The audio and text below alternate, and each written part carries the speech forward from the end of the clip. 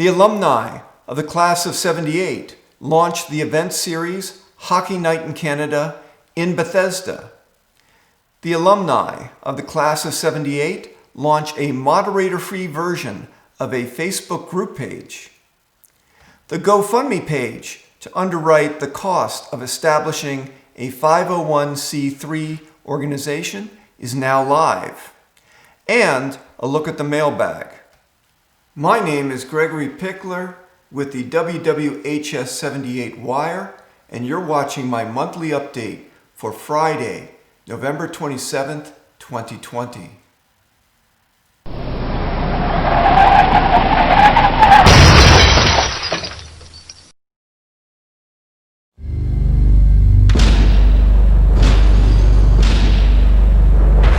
The following is a live presentation of CBC Sports.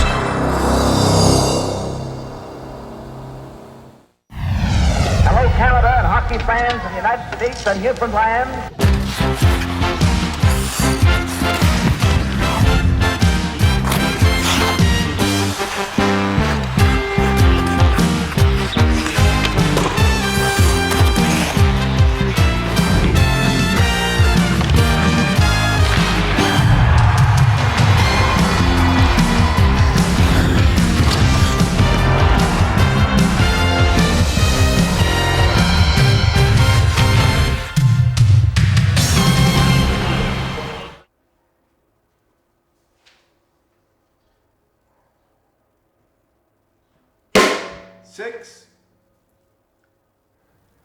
The WWHS Class of '78 alumni are launching the event series entitled Hockey Night in Canada in Bethesda.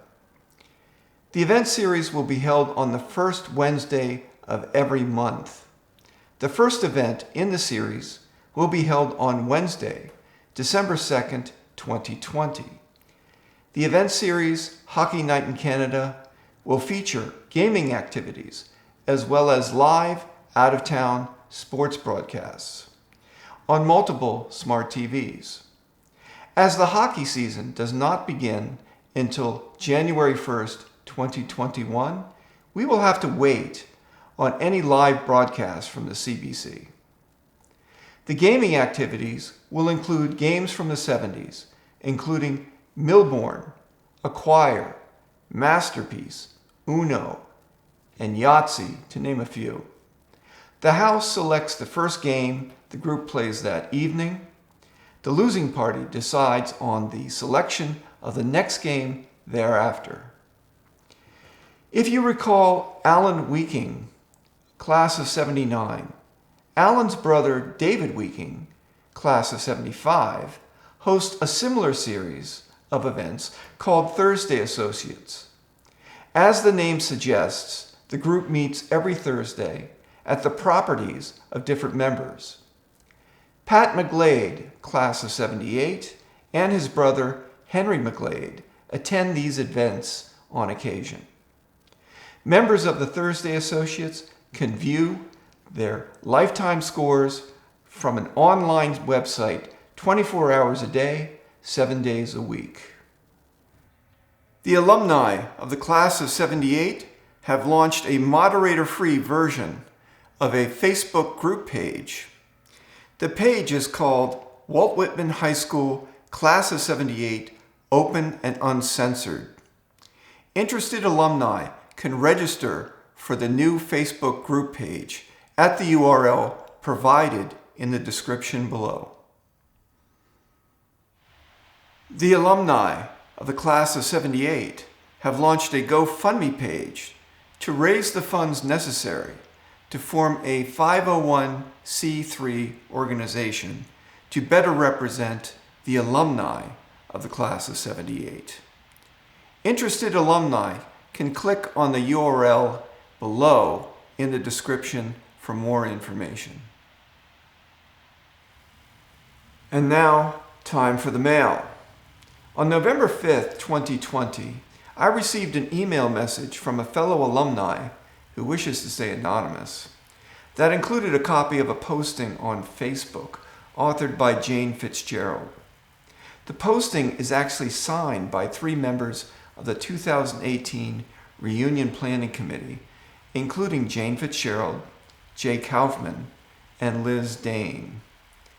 The posting, which never directly identifies me as the subject, includes the grievance that I am purporting to represent Jane, Jay, and Liz, who were 3 members of the 2018 Reunion Planning Committee, as well as the grievance that I disabled the feature on the website application, allowing people to unsubscribe, presumably for some nefarious purpose, as well as a rationale for why the moderators have permanently banned me from participating on the Facebook group page, Walt Whitman, Class of '78.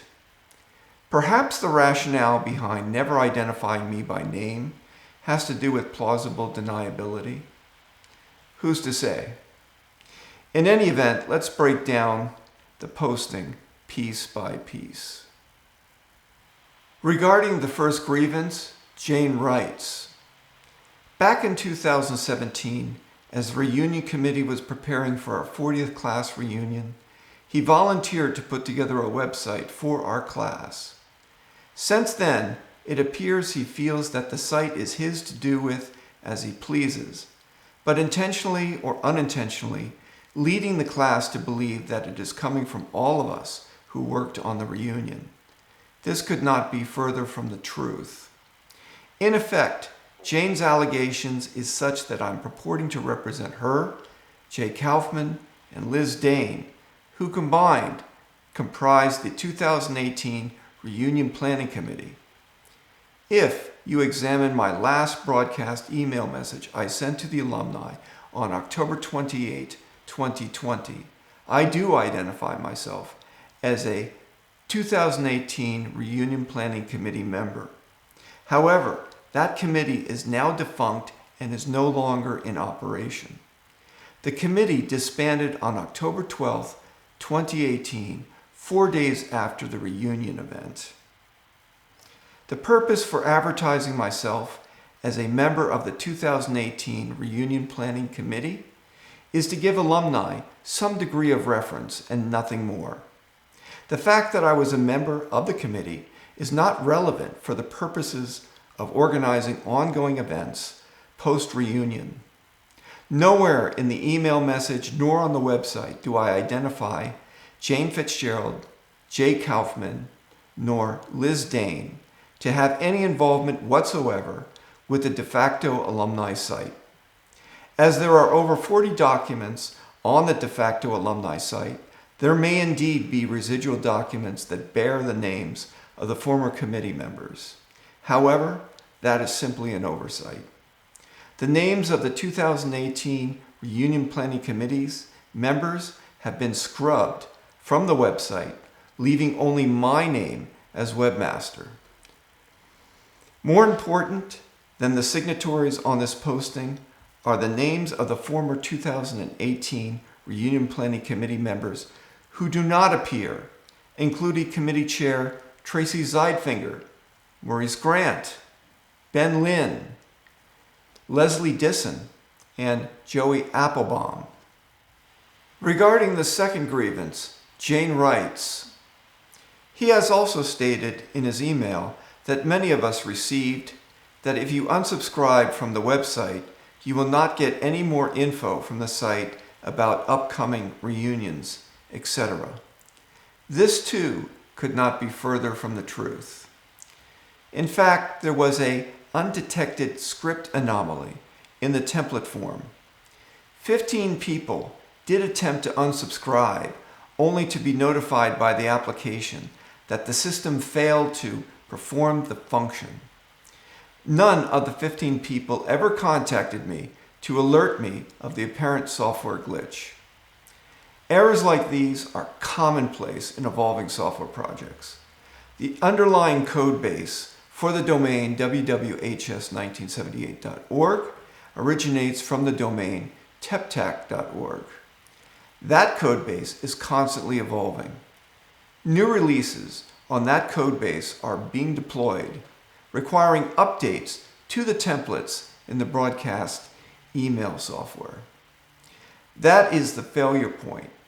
The fault has since been corrected. Any alumni that receives a broadcast email from the domain WWHS1978.org and wishes to unsubscribe can do so on the next broadcast message.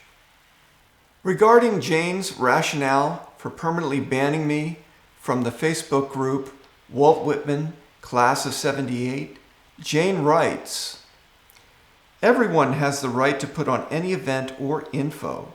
We did not, quote, censor him for that. The Facebook posts were deleted because, in our eyes, he was misrepresenting the hosts to fit his agenda. This is all well and good. However, it is immaterial as moderators have affinity rights. Moderators of Facebook group pages can invite any accounts they wish to join the group page.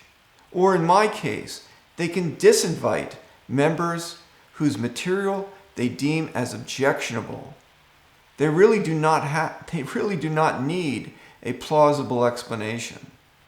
In any event, when news spread about my account being banned, my email client inbox lit up, largely due to email messages from alumni who are registered Republicans.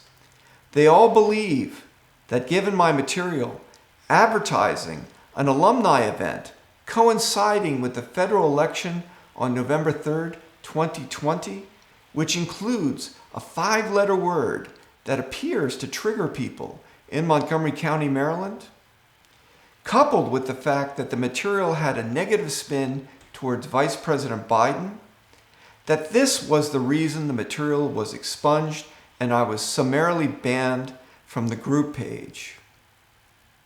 If the alumni kicks out the Proud Boys, the Bernie Bros, QAnon, the Black Lives Matter people, Antifa, the Hillary Clinton pantsuit fanatics, anti-abortionist Catholics, militant Jews, Islamic fundamentalists, social justice warriors, the rad femmes, the TERFs, the gay boys, the LGBTQT people.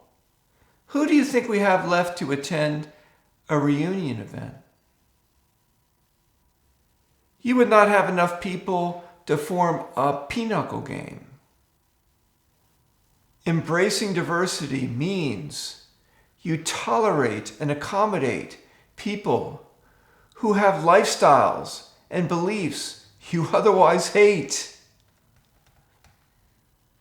Jane's posting stands in stark contrast to the email messages between the various members in September of 2018 and October of 2018.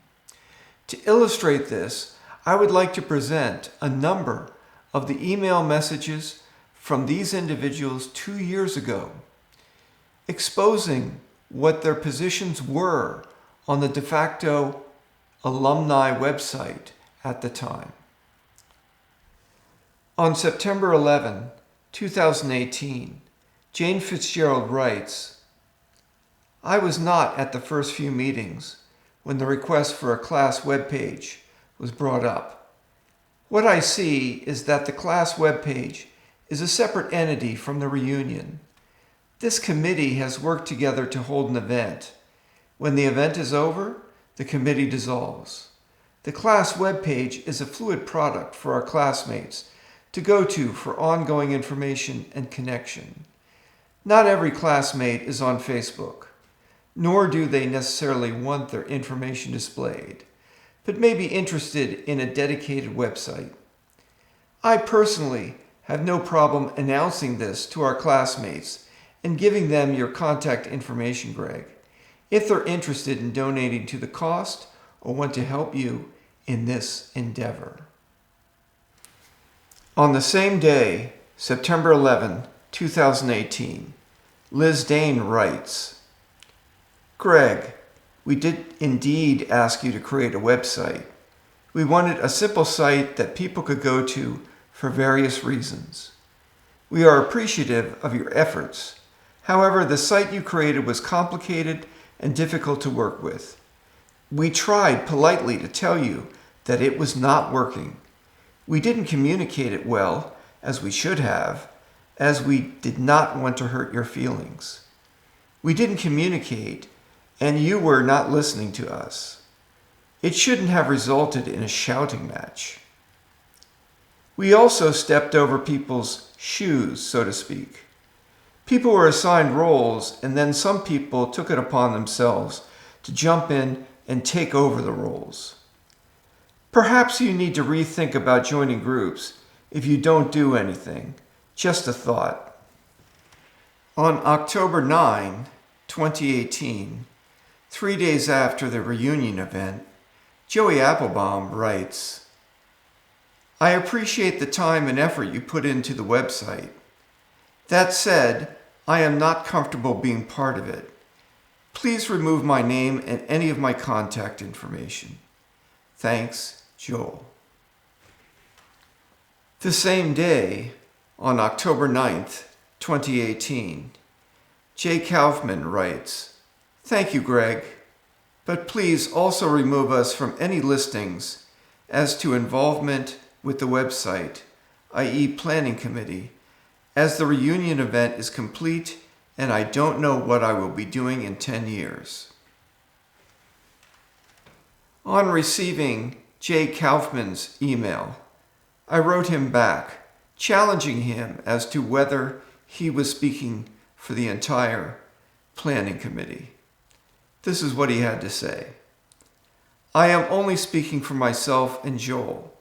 We would like to see our names removed from the website as the event is over and we have no control or input into the website." Finally, I'd like to share one other email message with you. This one is from Chris Barker.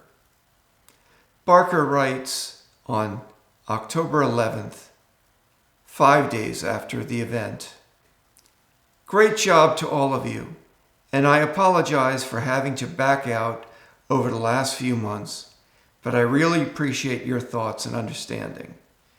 A simple 5-year reunion without all the bells and whistles is a great idea. I'll be healthy then, I promise. Chris." Chris Barker died at the Adler Center Hospice on April 23, 2020, from complications of leukemia. Chris was 60 years old. Chris was indeed a good guy. Chris served on the 2018 Reunion Planning Committee. You never heard Chris say a critical thing about anybody, even behind somebody's back. He will be missed.